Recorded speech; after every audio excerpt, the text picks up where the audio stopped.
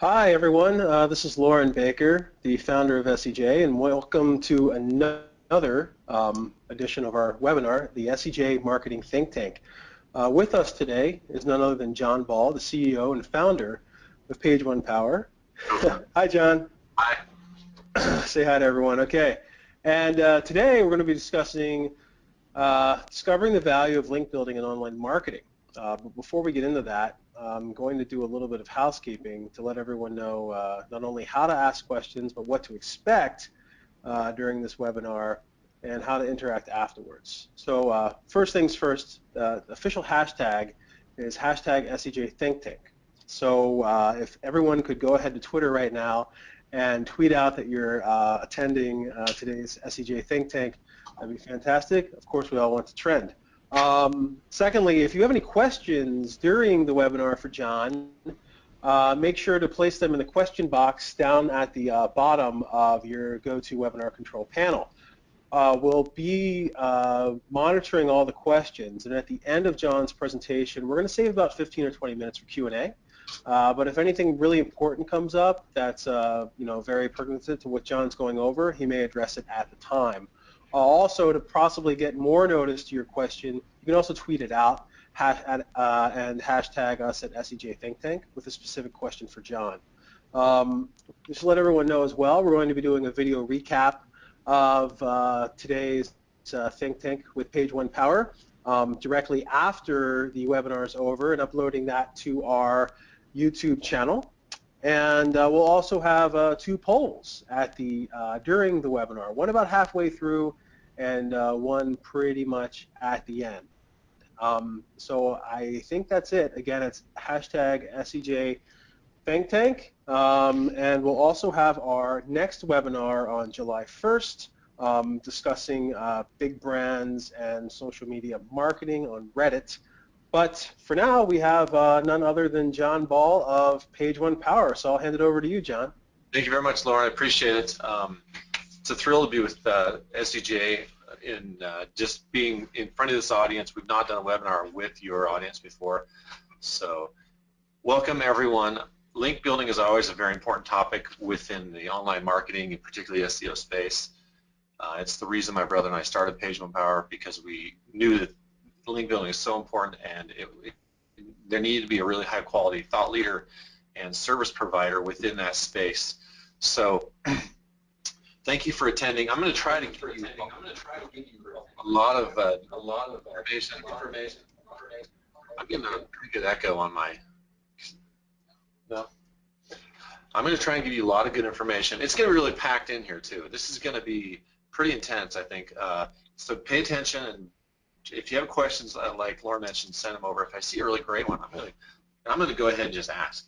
So let's go. So the value of link building in online marketing. If you've heard of if you've heard of link building, you don't know much about it, or you're an expert in link building, it's not necessarily a moving target in the world of online marketing, but it's continually evolving, and it's continually being positioned differently by our industry. Because we are marketers, we pay close attention to the marketing of it and the messaging behind link building. But when you break link building down to the simplest pieces, it's always been the same, and probably always will be the same. So let's go ahead and talk about what this is all about. So let's see here. First of all, there's a lot of confusion about link building. I've heard all of these statements, maybe not exactly these words, but all of these things. Links are dead. I've heard that literally for 5 years. Every time I go to a trade show or I read something online, someone has said this to me frequently. Also, to that end, link building is dead. Recently, and also in the past, link earning is the new path to glory, or that's replacing link building essentially.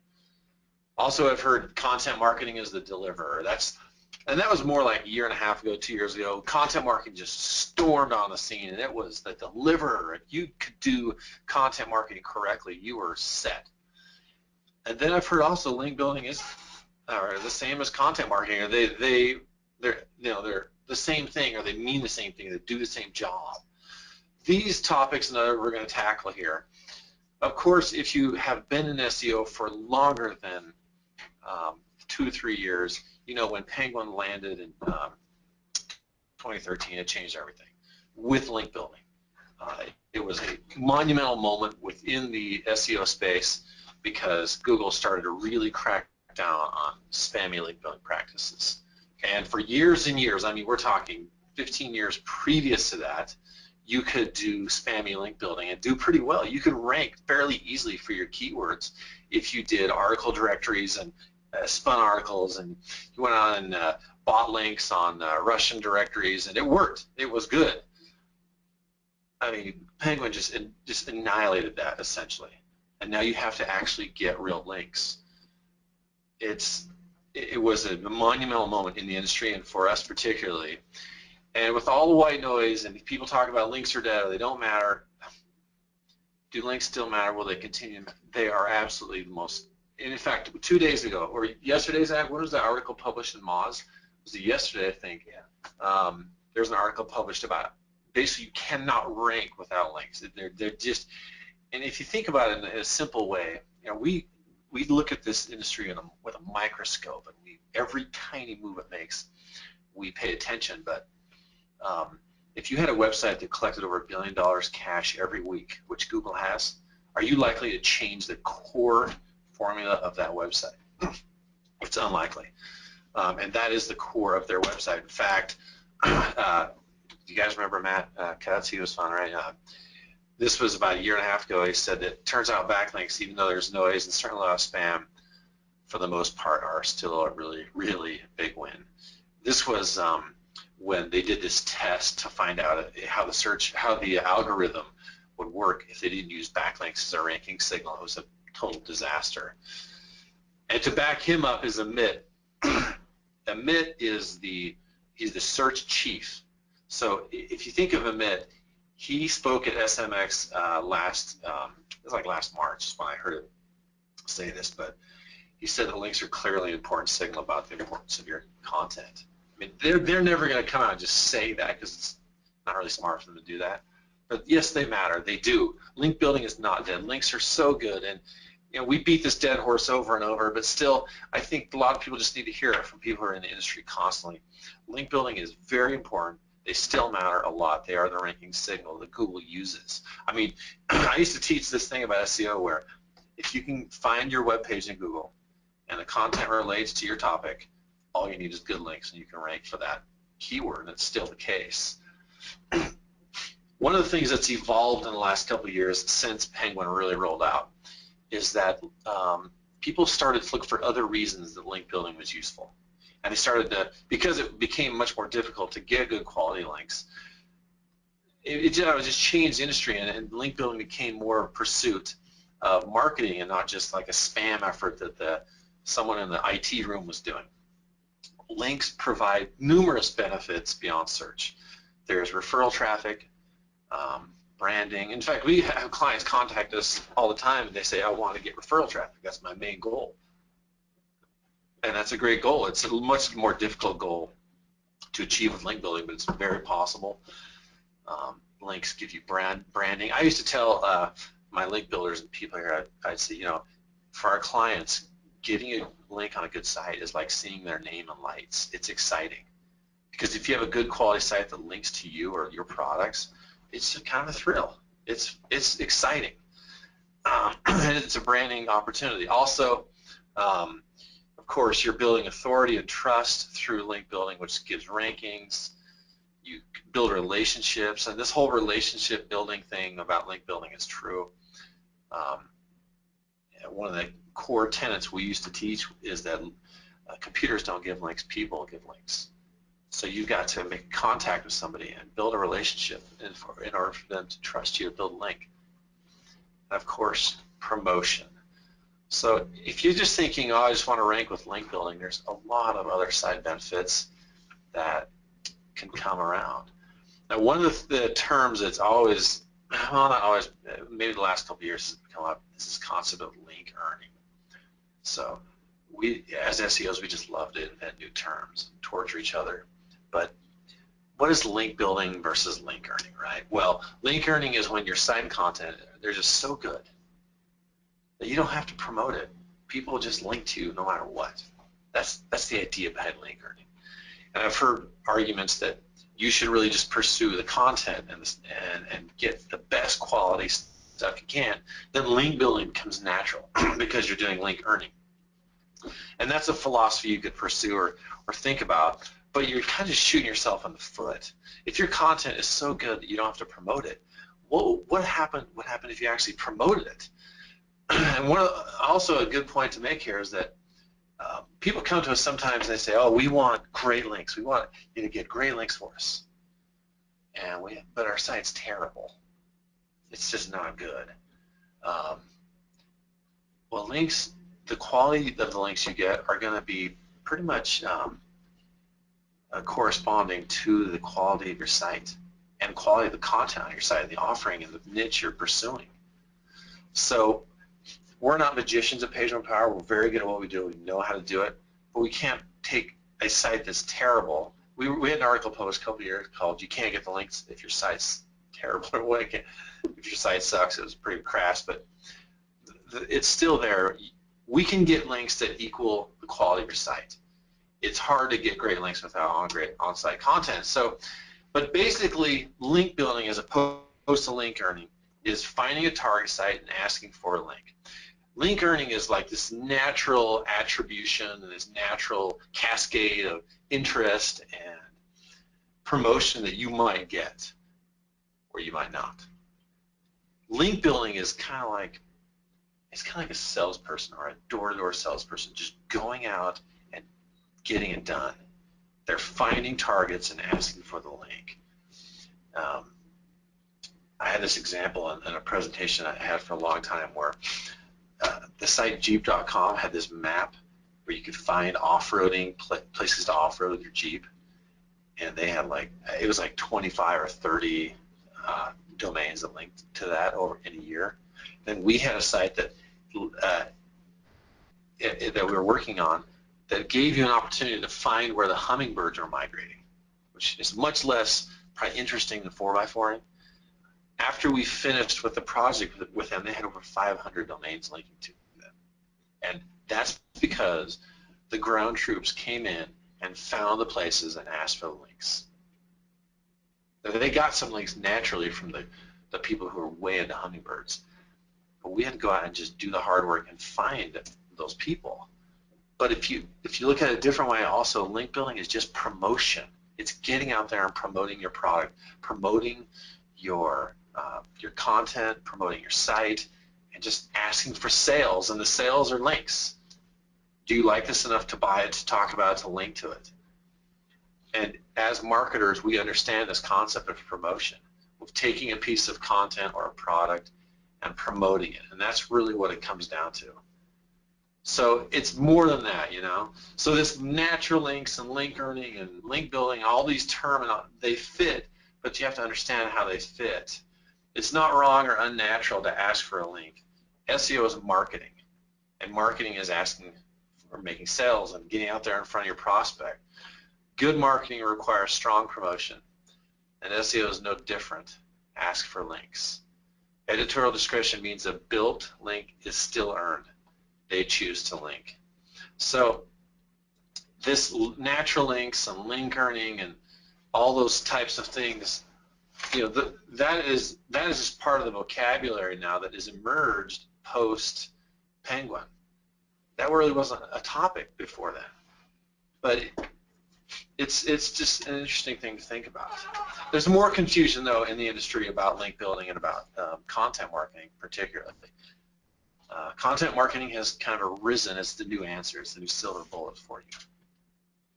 And we've talked about links should pour in with great content and great public relations. And what's the relationship between content marketing and link building? How do they fit together? And aren't they the same? Like, you do great content marketing, you should get links and link building. And do I need to even worry about it? Well, we're going to talk about that. Link building and content marketing are not the same. They're not the same. They're completely different. They both go toward the same goal, which is marketing your product and making sales or generating leads, but they're not the same. They are, however, two sides of the same coin, and that coin is the marketing coin. Content marketing is going out of your way to craft great content. Like this gentleman here it looks like he's crafting a violin. He's got the tool there and he's doing the thing. That's what content marketing is, and to do it correctly is a high-level skill, and it's a high-level discipline to make great content. But that's content marketing, going out of your way to craft great content. Link building is going out of your way to get links, like this cowboy out on the plains or open up these horses. He's going out of his way to get links. So how do they work together?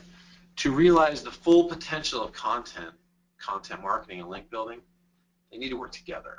And that instance I brought up with Jeep and with this other site that did the hummingbird finder, those were both great content marketing.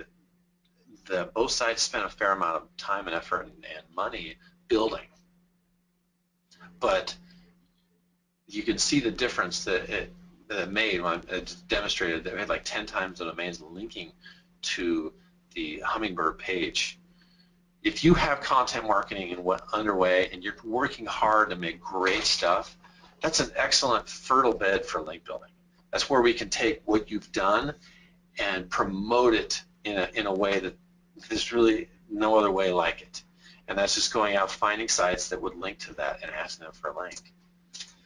So you need to leverage your great content with link building. You need to leverage with outreach, research, and promotion. And that's how link building complements other online marketing strategies, and social media, public relations, pay-per-click, email marketing, all of it kind of goes together to get more traffic, to get more eyes on your site. And link building has become much more than it was 2-3 years ago when Penguin rolled out. And it's just an integral part of what you're doing. And it's funny because a lot of people, they call us, they want to get some link building, they want to do some link building. It should just be something that's going on all the time with all of your efforts. As you get great content, as you promote things, as you do things, you should just need to get it out there in front of the right people. So I have just some strategies and some ways here to get links with content marketing I want to talk about. If you have a brand name or a business that is being mentioned anywhere out there, you need to do this French mention thing. You need to talk about, if you're being talked about, like Jeep, for instance, is a good example of it. If they're being mentioned, you need to set up either a Googler or a fresh mention with the Moz tool, and every time someone talks about it, you just need to contact and ask them for a link back to your site. We have clients that's pretty much all we do for them. We just monitor their profile and ask for links as they come along, as they're being mentioned. Also, you could do that with your keywords. It's a little more aggressive and maybe a little more difficult, but if someone's talking about your keywords all the time, you might as well contact and say, hey, I noticed you keep mentioning my product or what I sell. Do you mind just linking to me so people have a way to click through to find that? It's a simple, straightforward link building process, but it's very useful. Also, if they're using your images all the time, or if you have images that are being used, might as well ask for the link. You don't get the link usually unless you ask for it, because naturally people won't give it to you. So I think we have a poll question right now, Laura. I'm going to turn it back over to you and you can ask the question.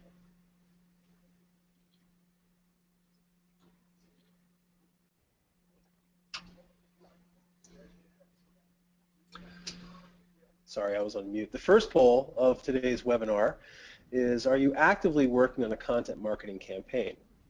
Please take the time to select one of the following. Yes, with consideration of link building for that content. Yes, but have not considered link building for my content. Or no, not at this time at all.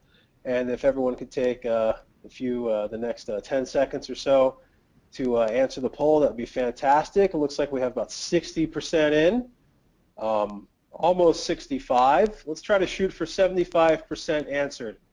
So 70, let's get it. 5, 4, 3, 2, 1. Oh, 75%. So I'm going to go ahead and close the poll and now share the results. So look at this. 55% of the SEJ think tank attendees, of all of you, said that yes, you are currently working on a content marketing campaign with consideration of link building for that content. 21% said yeah, but not really looking at link building. And then 24, no, not at this time. So very interesting stuff, and we'll also be sharing the poll results with the webinar recap afterwards. So now back to you, John. Thank you very much, Lauren. I mean, it's interesting to me, this whole concept of content marketing wasn't really a thing 2-3 years ago, but now it is for obvious reasons. It makes sense. It's good to do, and I hope I've demonstrated that to really optimize and use the content marketing you're doing to its fullest potential. Link building is kind of a must. You just need to do it, whether you hire us to do it or you do it yourself, or you have someone you bring in can do that. It really is a powerful way to supercharge your content marketing. So I'm going to talk about other marketing to leverage for links. This is just kind of a roundup of some strategies that we've done or I've seen done. This is a good one. If you have a blog, and if you don't, you should get one. But if you do have one, every industry has experts and people who are willing to share their knowledge and experience. And in fact, they aren't willing to do it. They love to do it because a little recognition goes a long way for people. So we do this every year. We do this 50 expert link builders share their stories. So we reach out to, I think we reach out to like 120 or something, different people in the industry who do link building and ask them to share their success stories or things that did or did not work for them. And it takes a bit of effort to do that. I mean, we're talking hours and hours of gathering data and information and working with individuals. But when it's published, it's just incredibly useful. We get a major spike in traffic. We get a major surge in links. We get a lot of attention and comments, and for obvious reasons, right? We're including 50 different people on a blog post. Now, this is very aggressive and very time-consuming, and I love that our team spends the time to do it because it's so useful. Also, the content was given to us. You know, if you sit down and write a blog post or write some great content, if someone can just give you that content, of course, it's easier and better to do that. But these posts have more links than the whole site. You know, everyone links to these things. They tweet about them. They talk about them to friends. I mean, it's a big thing for us. And I first saw this years ago. I spoke at, I think it was SES or something. It was several years ago. Before I spoke, I got a call from Bruce Clay's blogger, and they interviewed me. And of course, I was thrilled at the time, and I still would be. But when the interview concluded, she asked if, when it was published, if I'd link to it. It was great. And of course, we did, and we reciprocated. I think we tried to interview Bruce. I'm not sure if that ever panned out, but it was very effective. Another one is just to reach out. This is probably the bulk of what we do at PageOnePower.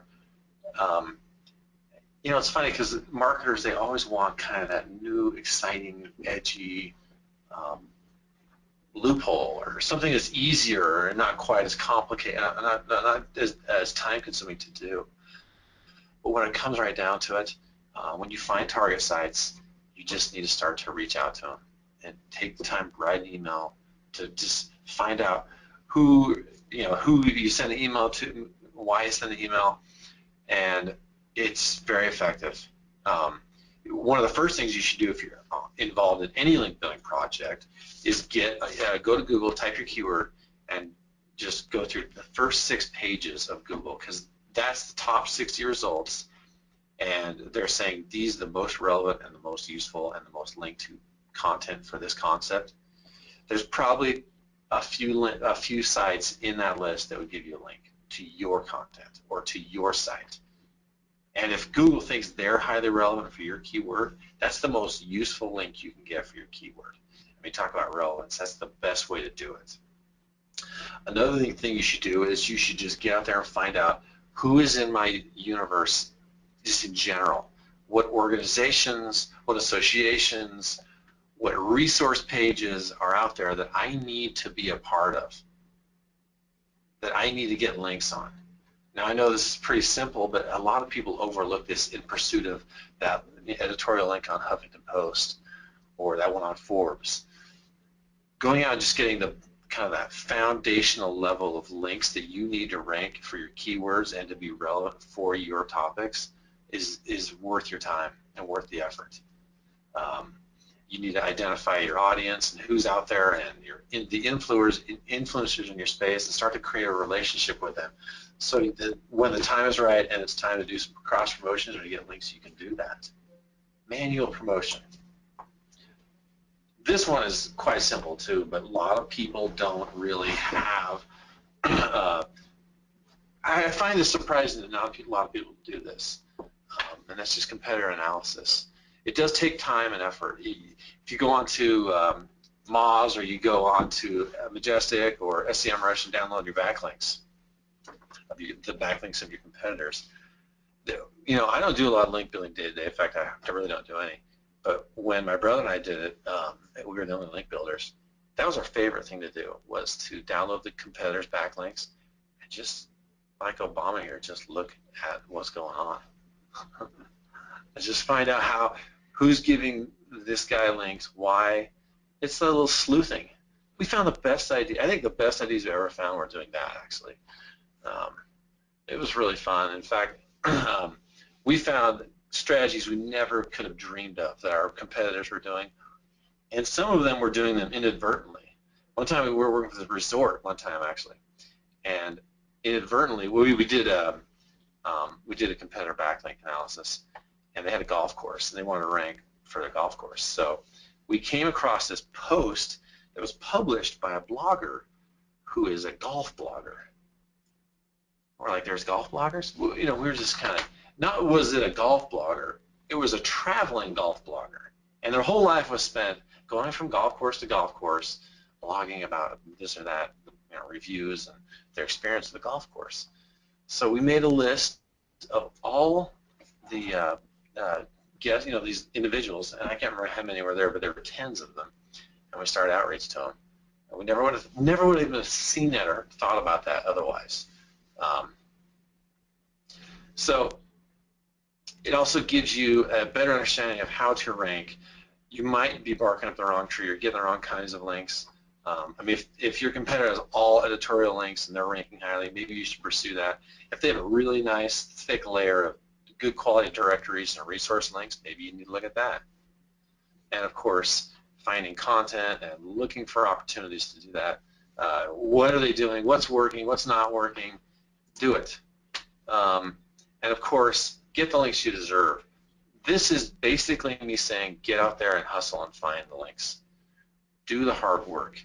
And we used to joke because years ago I used to, this is before, I mean, there's so much link building content. We have a blog called Linkerati. It's got like 300 blog posts on link building. When my brother and I started doing link building, there was nothing. I mean, very little information. And we had to hire expensive coaches and go through the process of trying to figure it out. Now it's like, it's incredible how much content information there is out there. But you can go out, and so we'd go to trade shows and I'd speak, and I would tell people exactly how I do link building, exactly why, exactly the strategies, and also the philosophies we've pursued in our link building. And invariably I'd get an email or someone walk up saying, aren't you worried someone's going to tell everyone your secrets? I said, no, because we're protected by the sheer weight of human effort. If you want to do this, you can, but very few people are willing to do this. And isn't that the definition of success? You're willing to do what other people are unwilling to do, and that's generally the case here. So we're going to have some time for questions, but let me just go through the takeaways here. Links are still core of the algorithm. I can't see a day when they won't be, unless Google has some magical change in the way they list content and information. It's not going to be that way. If you want to compete in the search engines, they are the way to get ranks, to get rankings. Also, don't just stare at, nice, thanks Google. Don't just stare at the rankings as the only thing that matters. Links have a lot of benefits beyond search. Link building is manual promotion, like this newsy kid here. I wish my kids were doing that right now. Lazy. That's what it's all about, manual promotion. Link building and content marketing are not the same thing. They're not even close, but they do fit together. They do the same overall objective. Link building will supercharge your content marketing if you let it, and it complements other online marketing strategies. So thank you. If you, oh, I guess we have a poll now, isn't that right, Mark? Yeah, we do. We have one more poll. So go ahead and open that up for you guys. All right. Our next poll is, would you like to learn more about link building services from PageOnePower? Select one of the following. Yes, not at this time, maybe, but I have a few questions. What a great transition into our Q&A session. So we'll give everyone some time to vote.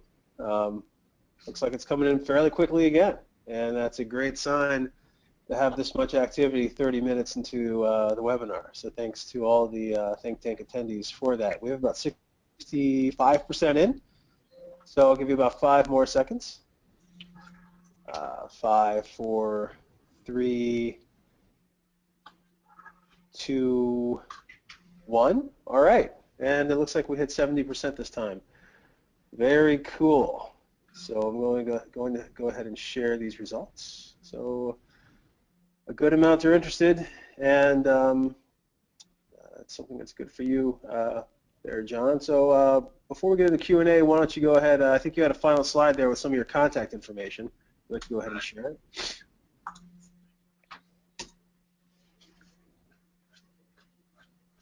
Does that look right, Lauren? Yeah. So just go back one slide to the one before. There you go. So if you want to get in touch with John, you can reach him on Twitter at linkbuildingjohn, and then PageOnePower at PageOnePower. Feel free to send either one of them a tweet, and then you have the web page. And then, like I said, if you can go to the next slide, John. Just to let everyone know, our next SEJ Marketing Think Tank webinar is coming up on July 1st in 2 weeks on big brands and Reddit. Are you missing out? So now, John, are you ready for the Q&A? Bring it. All right. Let's get into questions and answers. So I think my favorite one, or at least my favorite username, showed up earlier. K Money asks, I have a lot of questions, or I'm sorry, I have a lot of clients that are now considering link building as spamming, even though we know it is obviously an important aspect of ongoing SEO. How can I show them that we aren't the bad type of link builders and help break up the stigma? And you know, John, I'm sure you guys get this question a lot, right? When you have clients come on or leads come in, is like, hey, I worked with this company in the past, things didn't go too well, or you know, yada yada yada, spammy links. How do you let your clients know that what you do is not only different but incredibly natural? And how can some of the listeners also that do have clients and do have consultancies also help persuade their clients or inform their clients that what they do is might happen? So they're trying to sell link building upstream or laterally to a client, and they've been burned in the past with link building, I'm assuming. Otherwise, they wouldn't even know what it is or care. So that's a good question, because link building and SEOs, let's be honest, have a really terrible reputation in general in the world of online marketing. I think the only way you can really do that is show them good links and say, this is what we're going to try and go for. Because if you just say, oh, trust me, no, seriously, we're going to get great stuff. They probably won't trust you. You just should never trust someone who says, trust me. And if you say, this is what we're trying to do, this is the strategies, and this is how we're going to try and get these links, that goes a long way toward giving people confidence that, okay, I know that this is what you're doing, and this is why you're doing it, and this is what we're trying to do. So that requires you as an SEO to walk into a deal or to an SEO job and say, this is a good strategy for your brand and what you're doing. Absolutely, and that's not only good advice for someone that's trying to bring on link building clients, but it's also pretty good advice for the in-house SEO that is sold or has made the decision to work with a company and is helping to kind of sell that up the ladder too.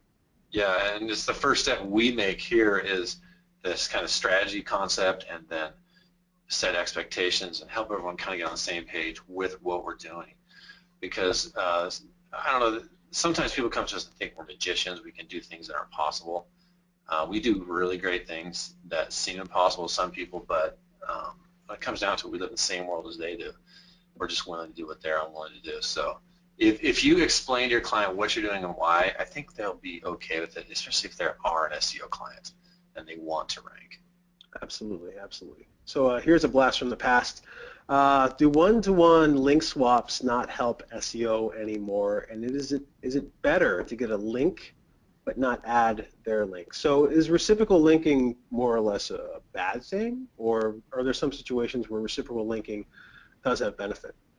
I never turn down a real link from a real person because it can influence the search engines and it can be useful. But apart from that, if you have a good quality link on a site that gets some traffic, there's a chance you get some referral traffic from that link. Yep. And that's another purpose of link building. So, I mean, you don't want to be stupid about it. You don't want to get 100 reciprocal links a week. But if someone contacts you and says, hey, I want to link to you, will you link to me? You have to do it because it's just too logical. Absolutely, and that's one thing that's really overlooked in link building too, is the ability to bring targeted traffic. So if you're talking about someone that reaches the same target market that's not necessarily a competitor, and the ability to highlight each other on the site, whether it's through a link or the sidebar or whatever, it's really a win-win situation for both parties. Totally. I really think that I mean, I'm sure you remember this, back when reciprocal linking was setting up a directory on your site, right? Just trading like mass links back and forth. Yeah. That's really where it got its. That's really where the bad taste came from. I don't know when the stigma is going to end. There used to be sites out there that was like a marketplace for links. You could trade links with people. So that was not good either. But if someone contacts you and says, hey, you know what, we like what you do, there's nothing wrong with that. You're not going to get dinged for that. Unless you do it 100 times a week, then that's not very smart. So Andrew Wu asked, you had mentioned a couple of brand tracking or mention tracking tools. Could you review them again, or maybe add some of your favorites to the mix? Yeah, I think the one that our guys use most time is the Moz Fresh Mention tool. But before then, we just used Google Alerts. So every time someone mentioned your keyword or your brand, Google likes to send an email saying, hey, this is mentioned, check it out. So I would do both. And there's probably other tools out there that I don't know or don't use. But if you're part of that scenario, fresh mentions are one kind of angle.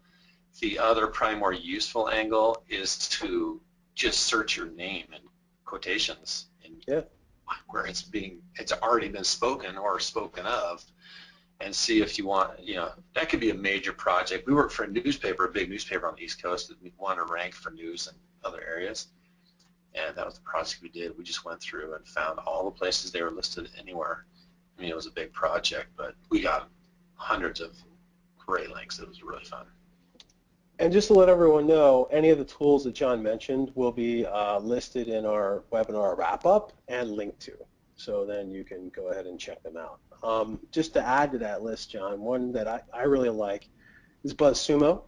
Oh, yeah. Because you can track your own brand name and also, the names of competitors or whatnot. But you can see not only who's talking about you or who's writing about you, but the amount of inbound links, social shares, everything else they're getting. So it's really an opportunity to identify influencers that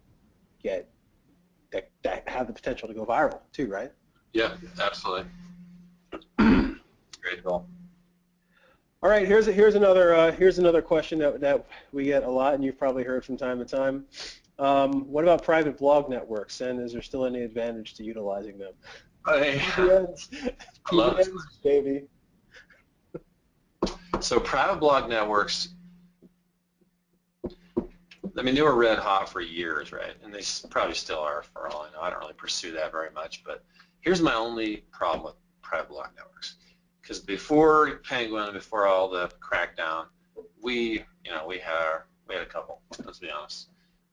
Not we did specifically for clients, not that we use for everybody. Like they asked us to create this situation. This is years ago. We haven't done it for a long time. And as we did that project, I would pay attention to how many hours we would spend and what was going on. It was stupid. I mean, the amount of work you spend to create a private blog network, to set them up, get the domains, build the sites, put the content in there, and then have no one read it, no one care about it, no one comment.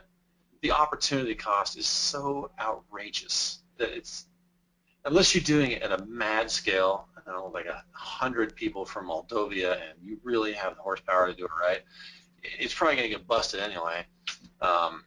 It's just not worth your time. It's better just to do the real thing and work with publishers whose life it is to make a website that's useful to humanity. To just spam out and get links for yourself, because link building is getting links to your site from sites that have authority, and how do they get that authority? It's not how much content they have. It's who's linking to them, who's talking about them. It's like a tree and all the roots that go down. And a blog network usually has no roots. It's just a tree. So I would not waste my time on that project. That is going to make you crazy in time. One thing too, like pre-Penguin, there were so many PBNs out there that they're blogs that no one read, written by people that don't exist, writing about content that's only relevant to the sites that it's linking to, right? So if you think about that. Classic combo. Yeah, I would say that, maybe a public blog network or a transparent blog makes much more sense. Like do the real thing, kind of like you guys are doing with Mrketing, right? You're building a blog, you're building a community. It's something that supports you at the end of the day, but it's also an informational resource that's going to be shared and interacted upon. That's interesting. And if you think about Mrketing, I don't know how many have seen it. We've never even. The thought of doing that to get links to PageOnePower, it was never part of it, actually. It really was marketing. Now, Lauren, if I'm not mistaken, you're a publisher, right? You spend all your time trying to get people to the site and working the site so that it'll grow. A good amount of time, yeah. How much effort does that take you? Well, me, not as much as it used to. But, at Search Engine Journal, we just had an editorial call before this, and we have about 8 or 9 people on the team, ranging from editorial, copy editing, marketing, social media, everything else, right? And if you think about it, I mean, I'm going to go back in time a little bit, but one of the reasons that I started SEJ was kind of a way to promote myself as a thought leader in the SEO industry, and this was 12 years ago. So, what you just said about the effort that goes into trying to game Google and build these PBNs, if you think about it, if you take that effort and you channel it into something that is organic and is transparent and is resourceful, it's a long game play. But it's going to benefit you 100%. No, if you think about it, they're both the same. Yeah. So very cool, very cool. Let me go through the list here. Let me answer a question right up front. I don't know the percentage of anchor text you should get.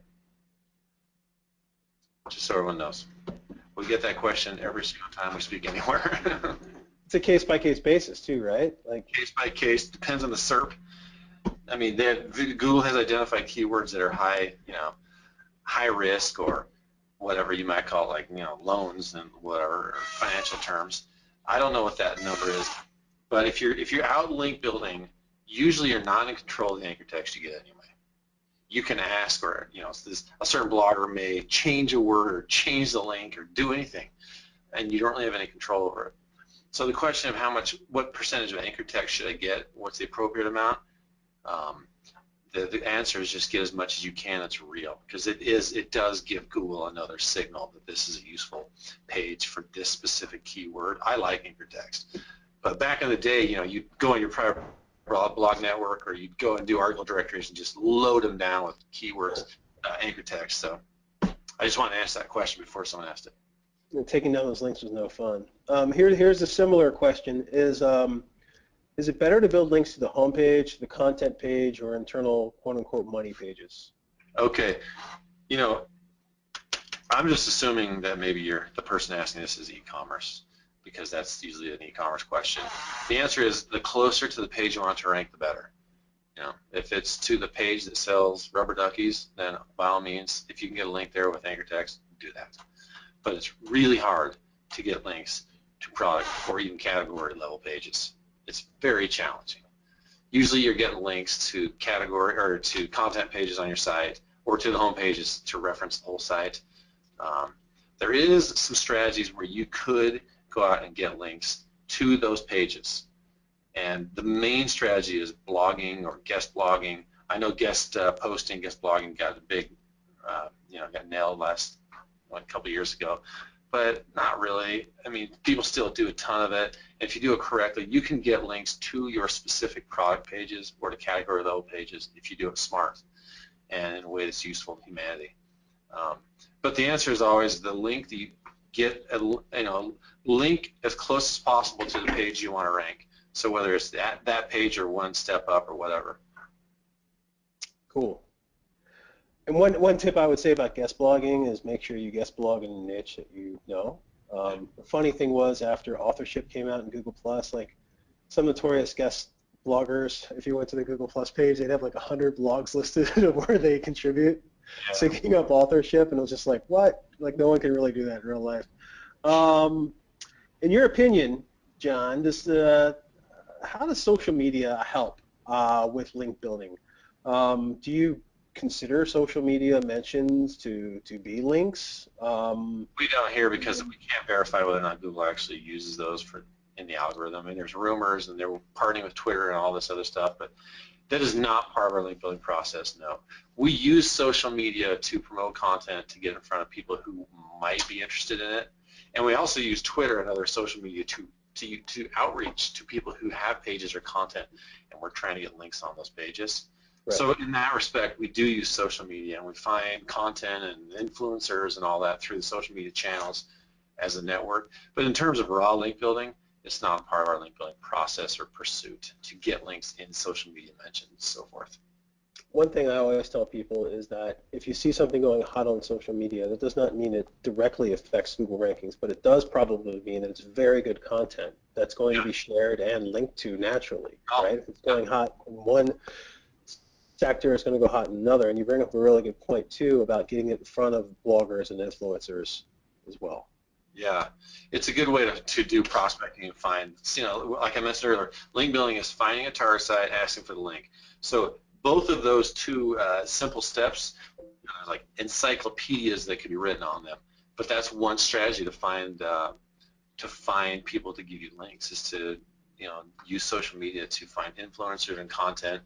So yeah. Here's this question coming in through Twitter from Carrie. Do you set a minimum link authority on sites that you want links? A minimum domain authority on sites that you want links on. So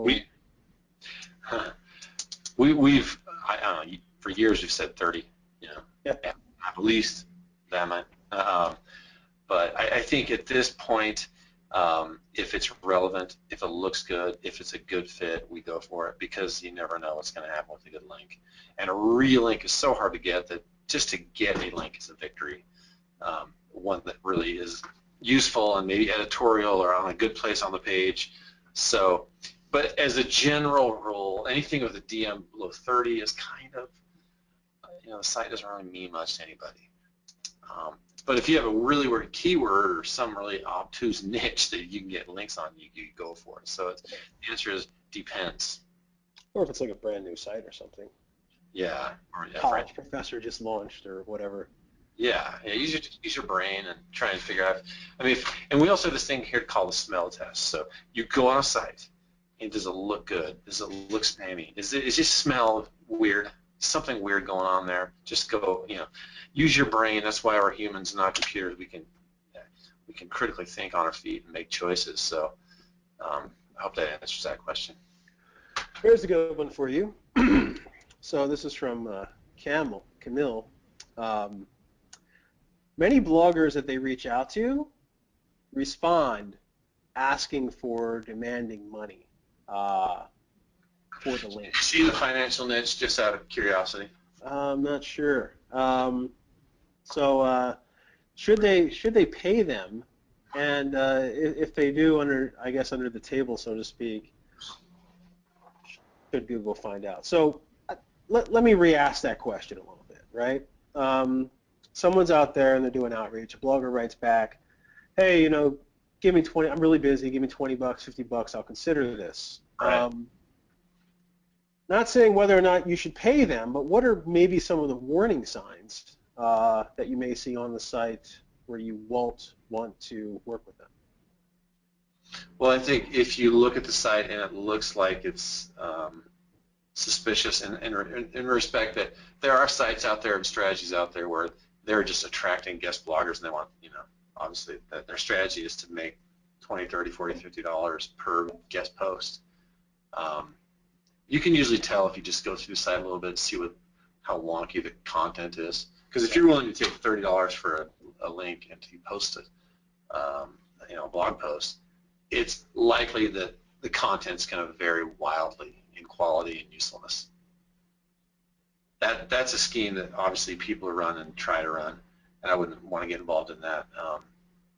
There's also a higher chance of getting dinged too, right? Like, yeah. Especially like a lot of those sites, if they are demanding that money, they're the kind of folks that are going to put up little buttons on their sidebar that say like sponsored tweet and this and that, or buy a post through this service or buy a post through that service. Yeah. And if they're doing everything across the board and not disclosing and still linking organically, I would assume that if they're not on the list already, they might be on one in the future. Now, for us here, we just don't pay for that stuff. Yeah. We pay enough with the right time and effort to give someone a nice piece of content. A real blog needs good content and wants good content, and they're almost we've had many of our writers get paid from blogs for the blog posts we give them.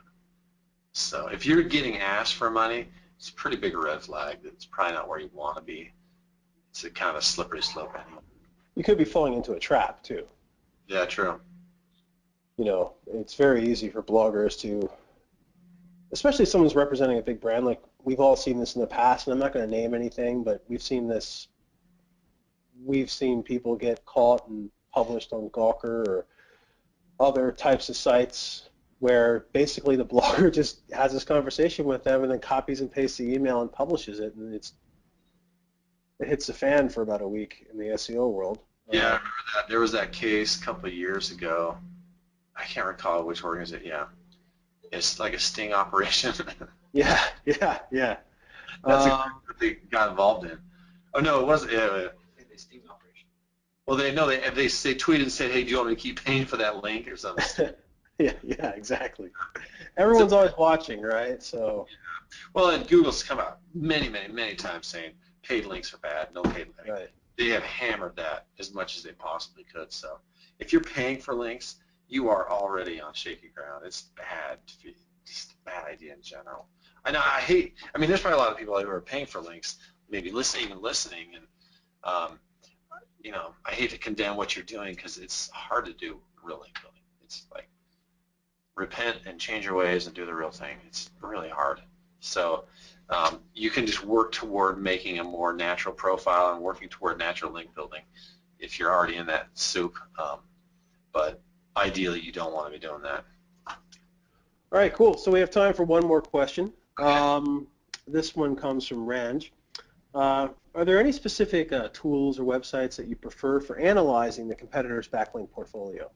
And we also had a number of other folks ask this question in the question box as well, because you were discussing earlier about how much you used to love sleuthing around and everything else back in the day. Right. So what do you suggest that's out there right now for really deep diving into what competitors are doing? I like SEO. I'm Majestic SEO. This is maybe that, and that's maybe because that's what I used a lot back in the day. You can download the CSV file and really start to sort that data, and they've got so many features, but really all of them are good. I mean, Moz is incredible. SEMrush can do it now. And then the thing is, I get a lot of questions about tools, like automation tools and all that. every tool we've ever used had major limitations. And the only thing that isn't really limited is my imagination as I look at a list of links. It does take time, though. I mean, you download a backlink portfolio of 25,000 links, and you can probably read through them pretty quick. And I mean, not all 25,000, but you can get through the first chunk and find the good stuff pretty easily. It's just a matter of doing it. Here's a question I have for you. Do you guys get the chance to work with some of the PR teams that your clients have to make sure that the PR work they're doing actually results in a link and not just a brand mention? Yeah, it's a good. And what are some tips there where you make sure that you're not stepping on too many toes back and forth? Well, I think the tip is to get involved early, to make sure that the expectations are outlined and everyone knows who's doing what, because there might be lists of competitors or lists of sites that they don't want to be a part of or they don't want you to outreach to. Right.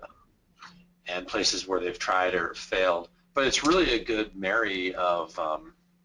it's a good match between PR and link building. If your objective is to get out there and get in front of people and get the word going, that's the whole point of press releases and public relations. And the earlier on in the process we can get involved, the better. But if you're already underway with a big campaign, we can jump in there anytime and with some communication, find opportunities that you didn't know existed. Yeah, absolutely. One thing that I found works really well is when you see the PR teams about to put out a study or the results of a survey or something like that, and when in their press release draft or when they're about to send it, you look at it and it's basically a copy and paste from an Excel spreadsheet. Yeah. And a lot of content marketing is really data visualization, right?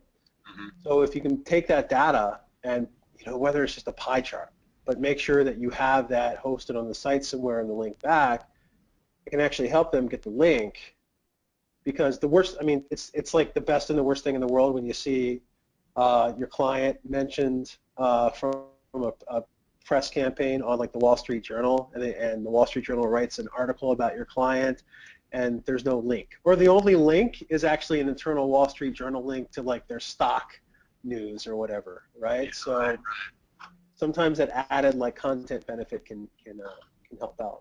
Well, it's like the guidance of the content team working with an SEO is very useful in that respect, in the same way you mentioned.